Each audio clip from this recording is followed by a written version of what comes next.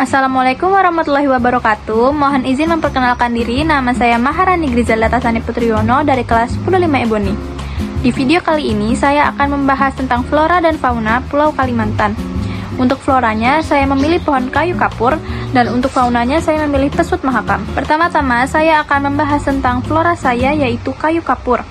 Kayu kapur adalah pohon besar dari famili Dipterocarpaceae yang banyak tumbuh di hutan tropis Kalimantan dan dikenal sebagai penghasil kayu keras berkualitas tinggi, serta minyak kayu kapur barus yang bernilai ekonomi.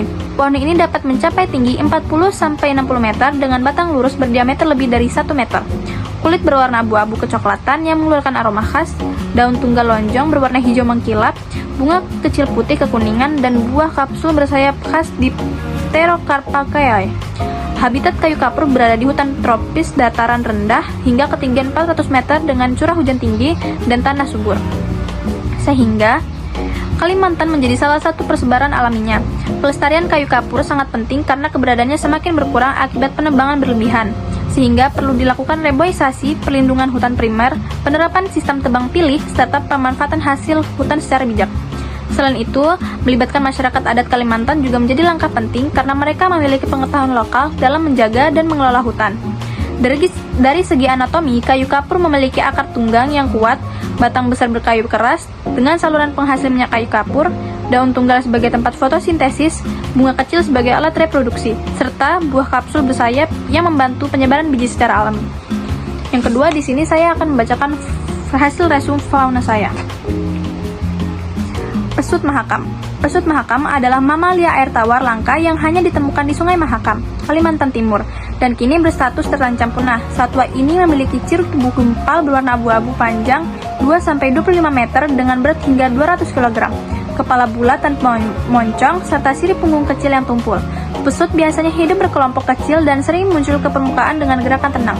Habitatnya berada di perairan sungai yang tenang, dalam, dan tidak deras arusnya, termasuk muara dan rawa-rawa sekitar Mahakam. Untuk menjaga kelestariannya, diperlukan perlindungan habitat dan pencemaran. Larangan penggunaan alat tangkap berbahaya, serta pengendalian lalu lintas kapal agar tidak membahayakan pesut. Upaya lain meliputi sosialisasi kepada masyarakat, penelitian, serta pemantauan populasi. Dari segi anatomi, pesut memiliki lubang pernapasan di atas kepala, mata kecil yang mampu melihat di air keruh, sirip dada pendek membulat untuk manuver, sirip punggung kecil tumpul, serta ekor lebar yang berfungsi sebagai alat gerak utama. Bentuk tubuh ini mendukung pesut untuk beradaptasi di lingkungan perairan tawar Sungai Mahakam. Selanjutnya, saya akan membacakan hasil jurnal flora dan fauna yang sudah saya pilih. Di sini saya memilih jurnal penelitian berjudul Kelimpahan dan Sebaran Populasi Pesut Mahakam Orcaella berbeviroris Gray 1866 di Sungai Mahakam, Kalimantan Timur, yang dipublikasikan oleh Ivan Yusfi, Nur dan kawan-kawan 2013. Sumbernya yaitu Jurnal Penelitian Hutan dan Konservasi Alam tersedia dan teliti. Tujuan penelitian ini bertujuan untuk mendapatkan data terbaru mengenai estimasi jumlah populasi, parameter demografi, kelahiran atau kematian, serta pola sebaran dan pergerakan pesut mahakam yang berstatus kritis. Data ini sangat krusial untuk menentukan langkah konservasi yang tepat. Temuan utama. 1.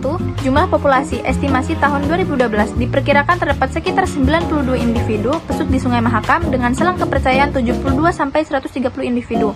Angka ini menunjukkan populasi yang sangat kecil dan rentan terhadap kepunahan. Yang kedua, ada dinamika populasi. Selama periode pengamatan tercatat tingkat kematian lebih tinggi daripada kelahiran. 6 individu mati berbanding 5 individu lahir. Hal ini menjadi indikator yang mengkhawatirkan bagi keberlangsungan populasi. Yang ketiga, ada perubahan pola sebaran habitat. Temuan penting, terjadi pergeseran wilayah habitat inti. Pesut mahakam tidak lagi mendiami wilayah muara pahu penyinggahan yang dulunya merupakan habitat utama mereka. Saat ini populasi pesut lebih terkonsentrasi di wilayah Pelam Muara Kaman. Kehadiran pesut di wilayah lama Muara Pahu kini hanya bersifat insidentil, hanya lewat tidak menetap.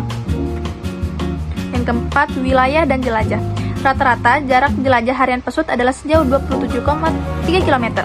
Analisis penyebab dan ancaman. Peneliti mengidentifikasi beberapa faktor yang menyebabkan pergeseran habitat dan penurunan populasi. Konservasi lahan. Perubahan area rawa menjadi perkebunan kelapa sawit di sekitar Muara Pahu diduga kuat menyebabkan berkurangnya kelimpahan ikan, sumber pakan pesut sehingga pesut pindah mencari makan di tempat lain. Aktivitas manusia. Ancaman utama lainnya meliputi belitan jaringan nelayan, populasi suara dan fisik dari lalu lintas kapal, ponton, batubara atau speedboat, serta pencemaran air. Kesimpulannya, jurnal ini menyimpulkan bahwa pesut mahakam berada di dalam kondisi yang mendesak untuk dilindungi. Pergeseran habitat menunjukkan bahwa lingkungan sungai mengalami degradasi yang memaksa satwa ini beradaptasi dengan berpindah ke lokasi yang mungkin lebih sempit atau padat. Konservasi habitat inti yang baru, pela muarakaman, dan pengendalian aktivitas di habitat lama yang sangat direkomendasikan. Baik, sekian video tugas pemuluk saya. Maaf bila ada salah kata ataupun pengucapan. Wassalamualaikum warahmatullahi wabarakatuh.